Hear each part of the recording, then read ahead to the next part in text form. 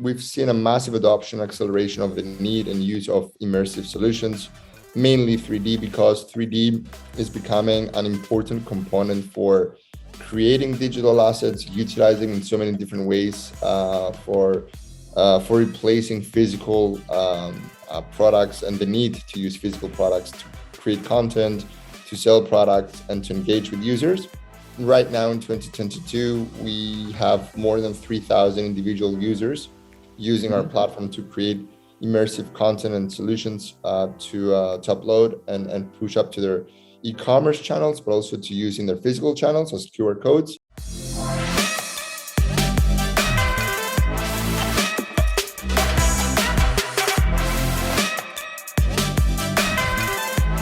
Hi there, this is Andre, and you are on the Marketing Innovation Podcast Show.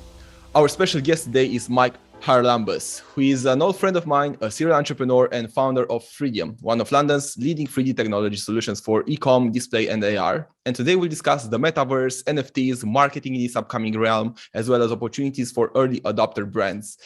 Mike, really nice catching up. It's been a while. How are you?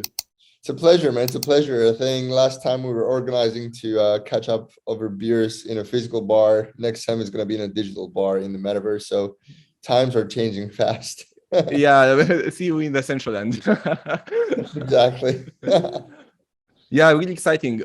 Actually, it's been a couple of years, maybe at least two, since we last spoke. So that is syncing up, well, not nicely, but it's syncing up with the start of the pandemic and everything that came with that. And you have developed some really cool things meanwhile. I was following you mostly on LinkedIn and then looking into what you guys were doing with 3Dium.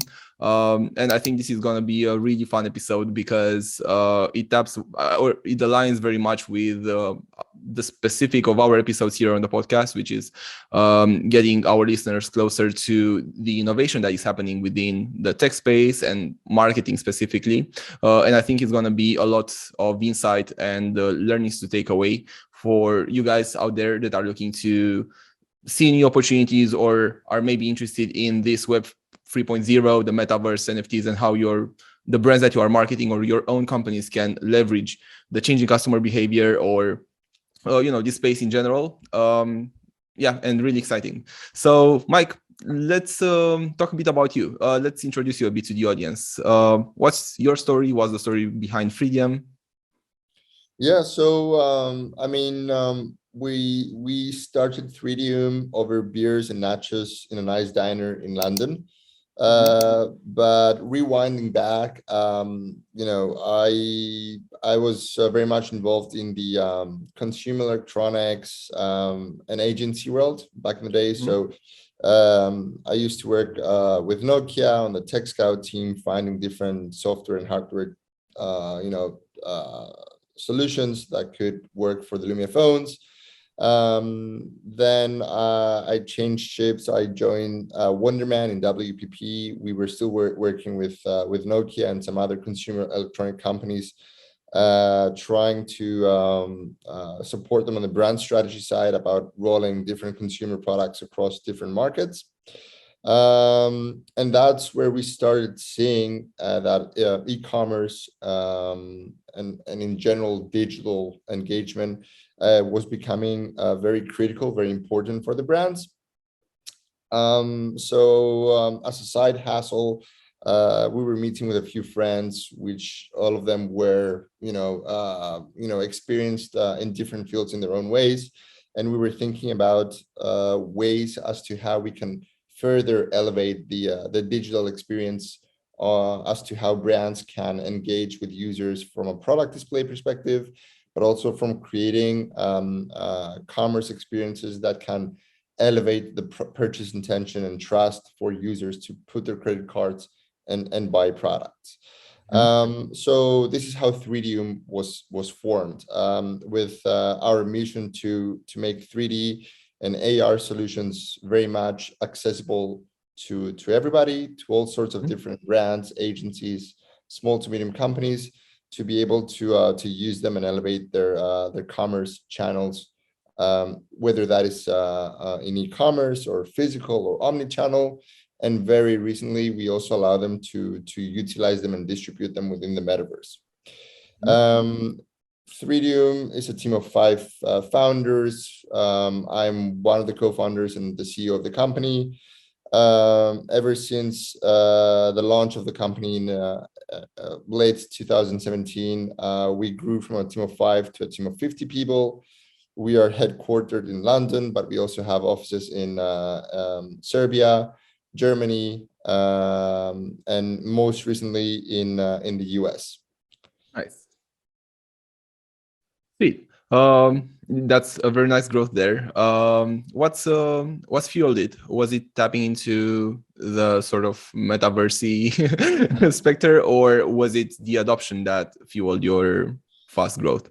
I think ever since 2016, where e-commerce and mobile commerce started to become important revenue and business drivers for the brands and retailers in general, we started seeing a much faster dependency on digital channels to be able to exist as brands and to increase market share. And this increased reliance on e-commerce and mobile commerce allowed the brands to have much more available budgets to spend, to invest and enhance their digital channels. But we are also seeing some tremendous talent being involved in this whole new e-commerce strategy. And we're seeing some great teams being put in place from different brands, which help to drive the adoption of new technologies and more fascinating innovation in the space.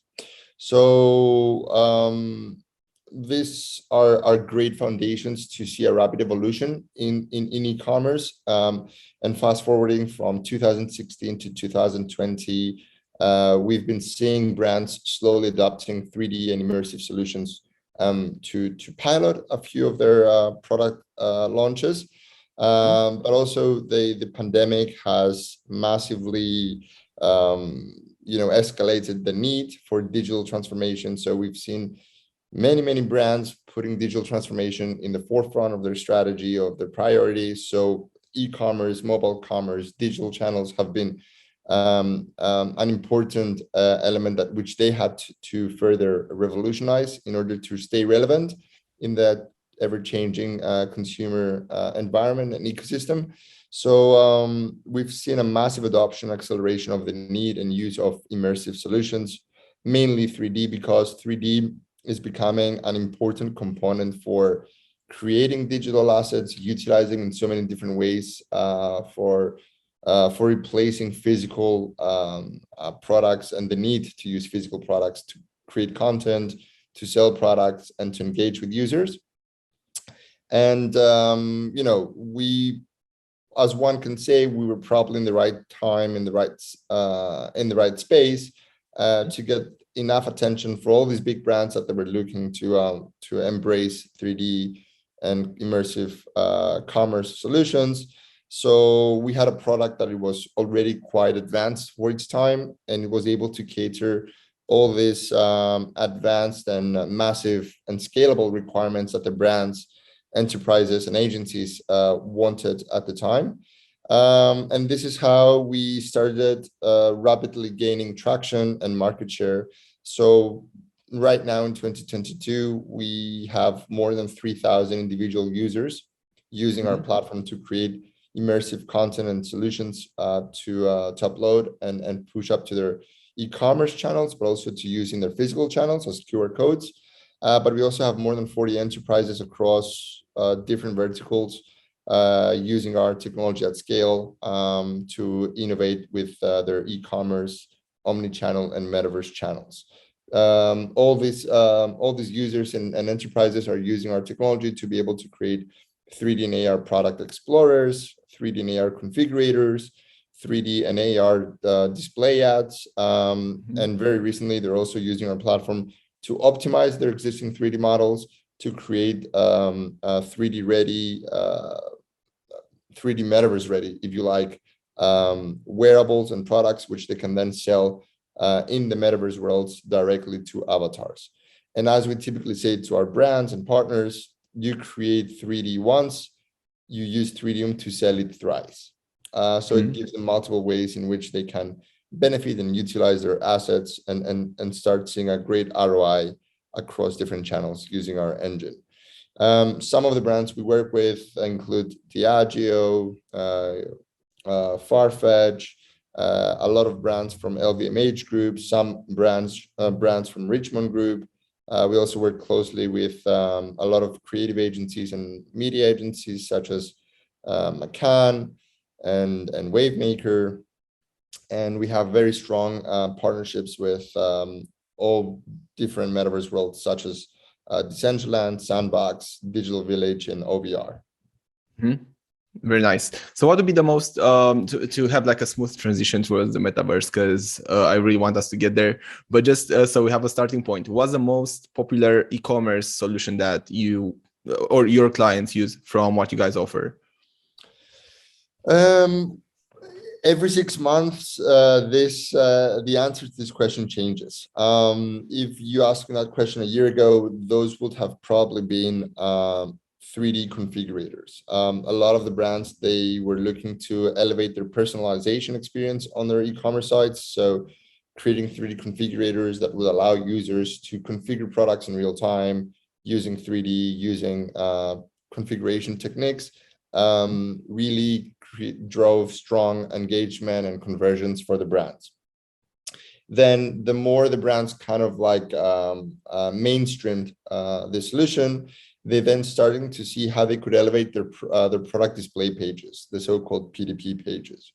So they were using their platform to create different kind of designs around 3D and AR viewers and explorers. So they were creating some interesting 3D viewers with different backgrounds and the ability to add hotspots around products so that they can create a more autonomous browsing experience for the users once they would land on the product page and explore the different products.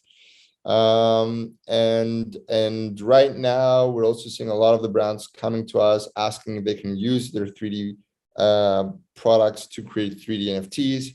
But we're also seeing a massive request for brands to pilot their 3D products and sell them within the metaverse. So, you know, it just changes every 6 months, depending on how, you know, how much the brands are looking to innovate and push boundaries. We're seeing a huge uplift in the different solutions that one can use to generate from our engine. Great. Okay, so just to start a discussion on the metaverse and focus on the solutions that you guys are working on with the brands there, and then let's bounce some ideas on trends and changing customer behavior and what's out there for brands that want to tap into this territory in terms of opportunities. First things first, just to make sure that everybody listening to us understands the terminology and we are good on that front. So what is the metaverse? Well, I mean, that's a great question with a not so straight answer. First and foremost, the metaverse can be anything for anyone, right? The metaverse could be the moment that you go onto your mobile device and you immerse yourself in your screen, and all of a sudden you forget everything around you and you're just scrolling and reading the news in your device. That's where you immerse yourself in a different kind of universe other than the one that you're present right now. However, how we like to simplify the definition of the metaverse as to how it's shaping up right now through all these different news and publications people are reading.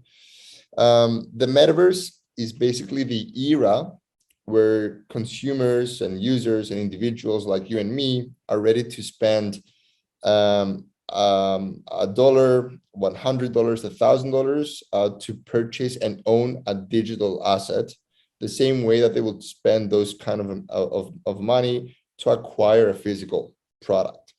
So this kind of need and demand for people to use real money and purchase digital assets allows the creation of a dual economy.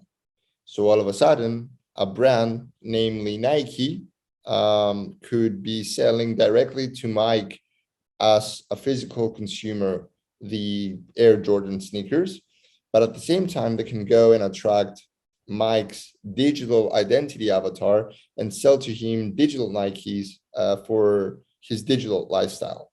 And that's what we typically tend to mean to mean by metaverse when we talk from a commerce perspective. And then why Mike as a digital identity would be keen to purchase the Nike digital version is because he's building a lifestyle and identity of his own in the metaverse. They want to be whoever they cannot be in real life. They want to create an alter ego. They want to go and have a much more gamified life experience that they don't get to have in real life. So it's a nice escape from them. And if you think about it, we are also kind of programmed already to be able to live in this kind of alter ego digital identities, either through the existing so-called social media identities that we have, or either because we have grown up playing games and we've always been kind of acquainted and we always had that secret passion of us wanting to live in the game. And right now, technology and the browsers and internet connectivity kind of allows crazy people like us and like game developers and metaverse developers to be able to build these kind of worlds that allow the users and people to go and start building a second life, if you like, in those spaces, and embracing all the different attributes that can come with that. And on that note, mostly noting gaming, we are kind of there, or have been for a little bit. Like, people have already started to spend money to buy certain items in games, even if there's not a 3D experience in the way that you'd put an Oculus on, and then you are in a new universe altogether, not seeing anything around you. But the immersiveness is there, so you are fully focused in there, and you spend money on a game, even if the infrastructure is not necessarily yet, or has not yet been, because in the recent times we are getting close to that. How do you see the evolution of metaverse, or the metaverses, depending on who looks at them or who defines them, this year, over the next 2 years? Yeah, so basically the metaverse is one holistic thing, and what we tend to refer to as to the different entities in the metaverse, such as Sandbox, Decentraland, and what have you. Those are just different metaverse worlds within this universe, right? So who's gonna prevail eventually, whether it's gonna be Meta's Facebook metaverse world or Sandbox or Decentraland, we still don't know. But what is certain, and the kind of notion that we're starting to see, is that people and users entering into the metaverse, into this new internet, or the so-called Web3 internet, is that they're coming in with an appetite of decentralization. And we're seeing a massive transition away from the centralized Web2 internet as we know it, which belongs to like 4 companies. And a lot of users, they feel that they have a first-class opportunity to be able to reduce the monopoly power that these companies had in the previous internet, owning and controlling so much personalized data. So we are seeing companies that are more decentralized, more prone to giving anonymity to the users to build and grow and flourish in this new internet, to have more more demand, more welcoming kind of vibes from the users. And this is why we're seeing rapidly the likes of Decentraland and Sandbox growing in popularity, and people don't really care whether Facebook or Microsoft or Google are going to be present in this new internet, because they don't really need them, and they're actually trying to build a much more free and a much more less scary, if you like, kind of internet. So yeah, in terms of in terms of why this is going to continue growing, this is because we're seeing some obvious metrics arising, especially from the younger generations. So last year alone, for the first time ever, we've noticed that children between the age of 10 to 12, they asked for Santa to offer them in-game purchases and bolt-ons versus real life gadgets. So we're seeing this new generation of the future consumers who are going to have the purchasing power already growing up with this consciousness that for them digital ownership is part of ownership, and they understand it and they want it. So for them, it's not going to be anything different. We're also starting seeing with the use of blockchain that the ability of owning digital assets actually has a proof to track back to the real owner, and therefore you can show off that you own that asset and it's certified and it's authenticated. So it already fulfills all the needs that you won't have as a user, that product, whether it's physical or digital, belongs to you.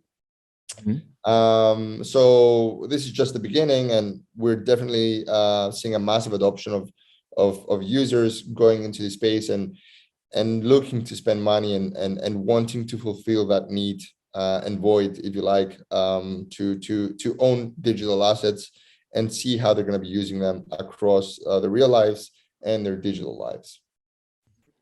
You pointed something really nice there, and I think it'd be worth us spending another 5 minutes discussing and developing on the idea, because I think it's very valuable to clarify this. So and that is the difference between Web 2.0, which is our web that we grew up with, and Web 3.0, which is the web that these guys 10 years olds that are asking for digital assets on their birthdays and Christmas are growing, or are going to be growing with.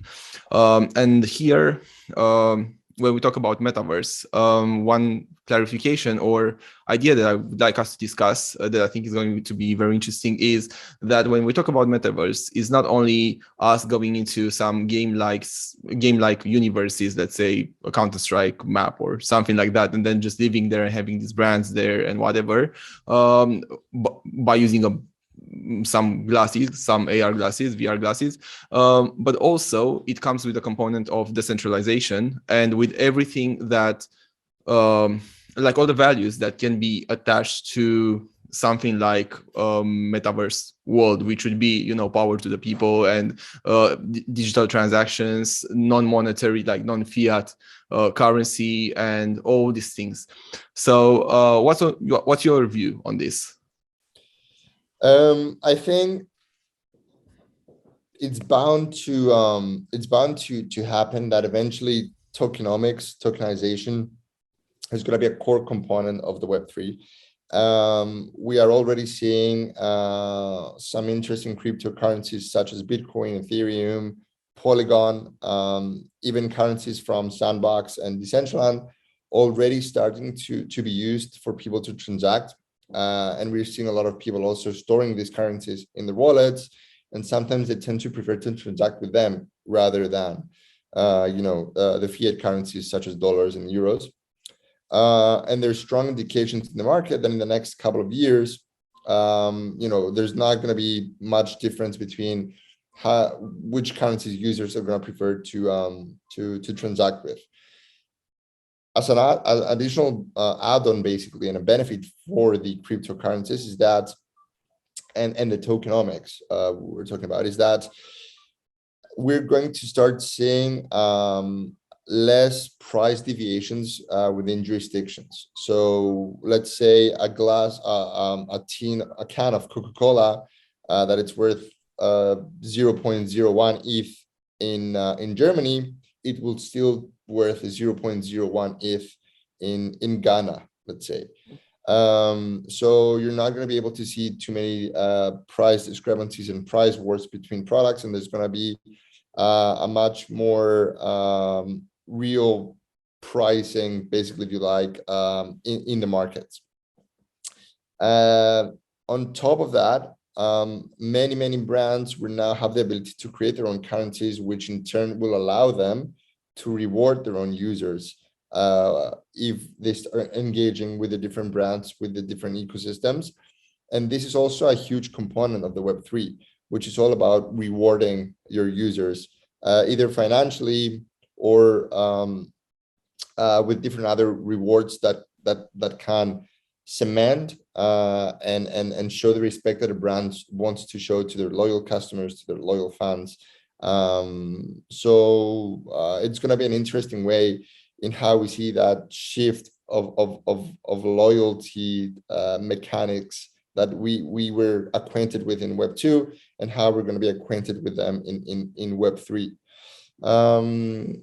So yeah, all of these things are just an interesting theory for the time being, but we start seeing that users are becoming more and more in demand of this kind of transactional and rewarding behaviors and experiences. Also, in terms of the attention and where people are focusing, I mean, basically in marketing, we as marketers try to get brands in front of people where they pay attention to. So considering the specific of the environment, like when you are in the metaverse, because you can do a lot of things in the metaverse, such as, meetings, but enhanced from what we are doing. For example, even right now when we are recording this podcast, we could be at a table in a metaverse scenario, sort of like one avatar next to each other and talking as if we were in the same city, for example. So from that perspective, we can almost know for sure that the people that are already looking to be present there are going to spend a lot of time there. And this obviously takes away from the attention capital that a brand could have from its audience in traditional channels from today and get it to those channels. And this, of course, drives the need for brands to want to be present or to communicate on those channels or in this environment where people do spend a lot of time in, or a proportion of the time, depending on their demographic or their other criteria. But certainly, if you know your customer avatar and persona well, you'd probably know whether they are more prone to spend time in something like the metaverse versus on a bus going to meet their friends for a pint down the pub. So like, for example, on a Friday, rather than doing the same thing at their laptop from home, setting that they choose in, I don't know, let's say the Central Land. So given this change of focus that comes with the adoption of the platforms, we believe, and here I would like to hear your thoughts as well, that the traditional marketing channels or the ways that we communicate as marketers or brands with customers are going to be diversified or adapted as well. So some marketing infrastructure should come to the table, or should be developed, so that we can leverage this space using blockchain, probably because everything is happening on blockchain in this rather than in a centralized way as we do now for Facebook. I mean, probably excluding Facebook and the other guys that are developing centralized metaverses. Here you can contradict me if you have other data or insights. But just to sum up and then to have a discussion here, we believe that there will be some channels that will be available to brands, so that we can use all the data that is going to be gathered by analyzing the people that are going to spend a lot of time there, and then deliver ads better or in a manner that also rewards the people that are viewing them or are engaging with them, and then creating another level of brand engagement and relationship in the end with the brands that are going to be there and that can find their customers there. What's your view on this? So my view is that we're way too early to know how this space is going to evolve. But for sure, if we see this as the new social media channels or the new social commerce channels, then definitely brands are going to need to take them very seriously and start embracing them. What we typically suggest to brands is that there's no longer a question of if they should go into the metaverse, but how they should be going into this metaverse stratosphere, if you like. Basically, they should always go in and formulate a long-term strategy, knowing what they will be doing once they go in. But in order to tip their feet into the water, we usually suggest them to have a short-term strategy, but with a long-term game, a long-term plan. To first understand the ease or how they could portray their brands and their products into the metaverse, we always ask them to do something small, either to lease a pop-up store, or either try to launch like a wearable into the market, or create a small Discord group, launch an NFT drop with some utility, either in real life or in the metaverse, to get people acquainted, to understand that this brand is doing all the right steps to go in and is starting to reward its customers and users in more Web3 kind of manner versus the old or more, traditional and conservative Web2 loyalty techniques. And then once they start building a community, once they start building this kind of momentum, that they're now transitioning into this new era of socializing with their customers, of building communities, of becoming more metaversy, that's where organically it's going to start growing for them, and they're going to be able to make more mature decisions, more robust, more aggressive decisions as to how they're going to expand their strategy and their brand footprint into the different metaverse worlds. There's some quick growth hacks basically that the brands can be looking to achieve. So even though there's so many interesting metaverse worlds that they're about to go live, there are a few obvious ones which are easy for the brands to go in right now and which they have good accessibility, like Roblox, which is more centralized, and it focuses more on children between the age of 6, 8 to the age of 12, 13 even, but it has 58 million users, and it's an interesting environment for the brands to go in. And also we've got Decentraland, which it's more decentralized, and it's fairly accessible from desktop, soon from mobile apps as well. Anyone can go in with or without MetaMask wallets. It's addressable to our younger audience between the age of 18 to the age of 35, maybe 40 sometimes. And brands can go there, lease part of a land or a shop, sell a few wearables, start building some sort of branding, and interacting with the avatars to be able to synthesize their strategy and their aesthetics as to how they want to portray the brand in the metaverse. And then obviously each brand launching a small NFT, which will act as their legacy NFT, as their provenance for the first unique set of consumers and users that are going to be owning that. That's also a great way to be able to start building a more long-term and loyal community, to get them on board on this journey so that they can voyage along with the brand as they're growing their experiences in the metaverse. Mm-hmm. So what's something hot that you are working on right now that you think would be good inspiration for people here that are maybe leading marketing departments and they are looking at ways to be innovative or to reposition their brand and keep it fresh? So for us, there's two main elements that we're going to be focusing on our metaverse strategy until the end of the year. First is that we have created this mini luxury mall plazas in different metaverse worlds, that basically enables the brands to be able to lease part of those areas where they can go and reskin them and place some products inside effortlessly without having to worry too much about cryptos and whatever.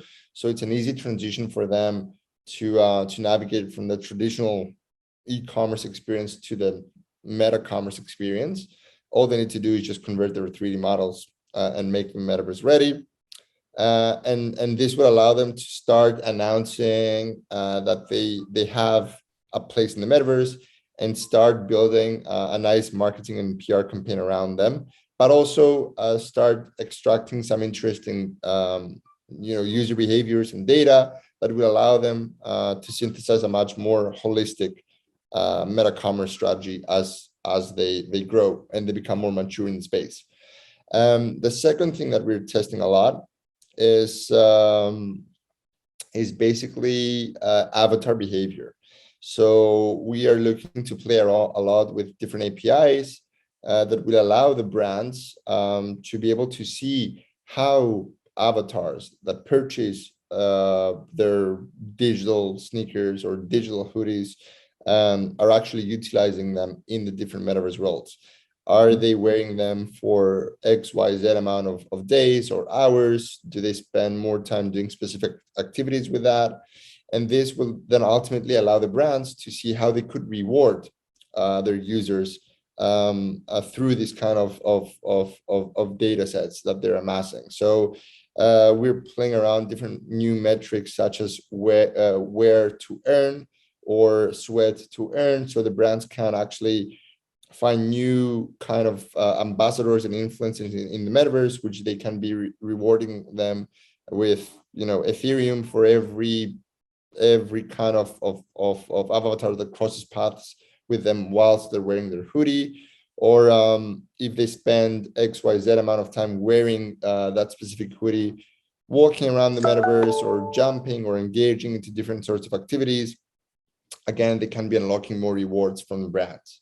So these are all interesting metrics and innovation touch points that we're playing around to see how we can further introduce new engagement strategies between the brands and the avatars, and consequently the consumers.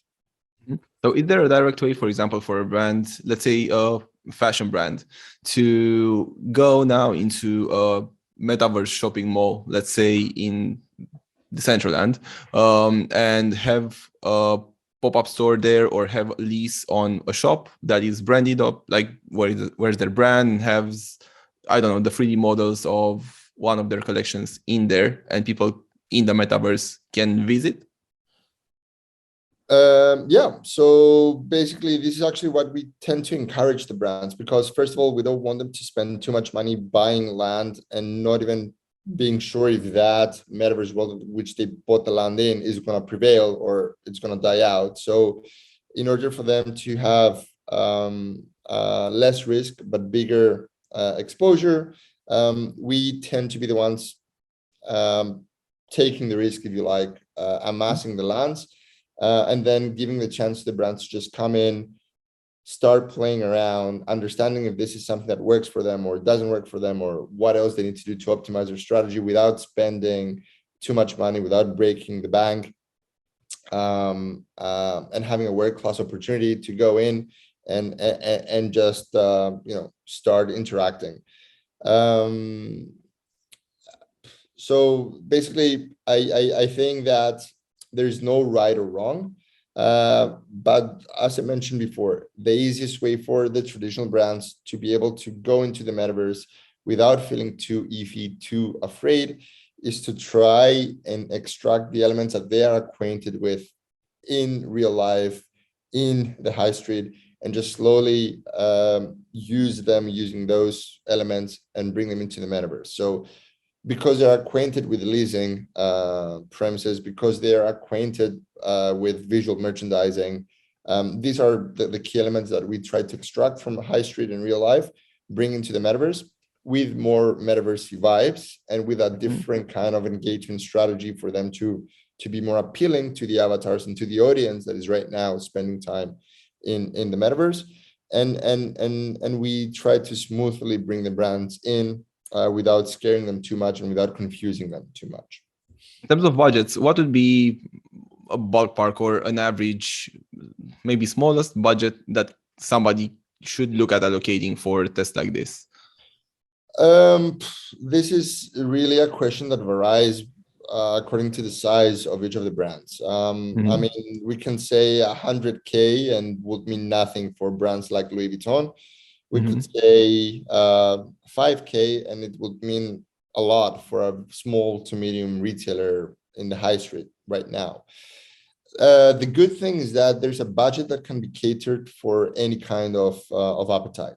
So even with as low as $300, one can have a wearable ready and submit that wearable in Decentraland, and they can have that wearable ready to be sold to avatars through Decentraland's marketplace, and they can start promoting it both in real life and through their social channels, and they can start generating sales to avatars.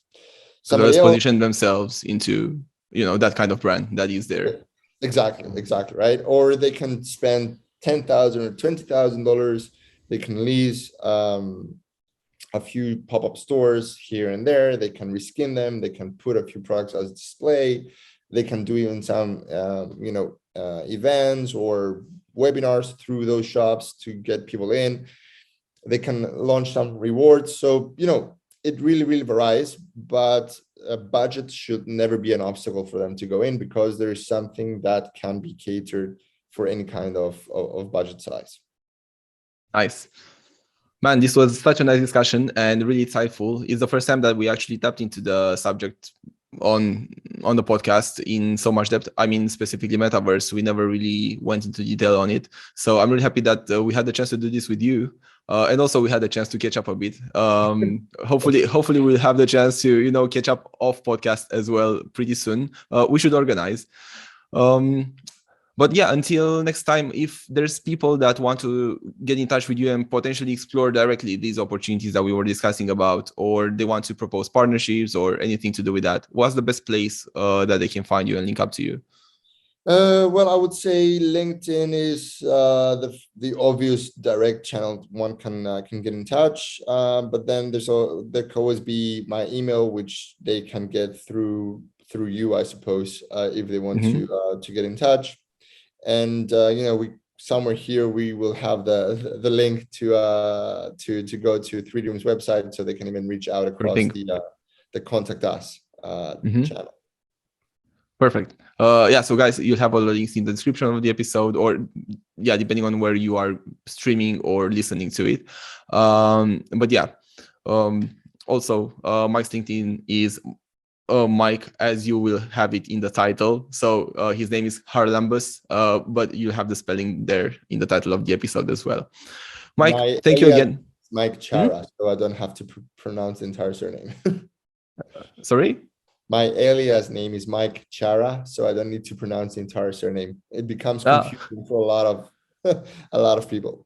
I get that as well, like with Q and TIU and Q.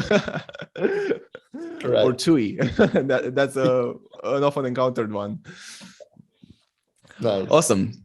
Cool.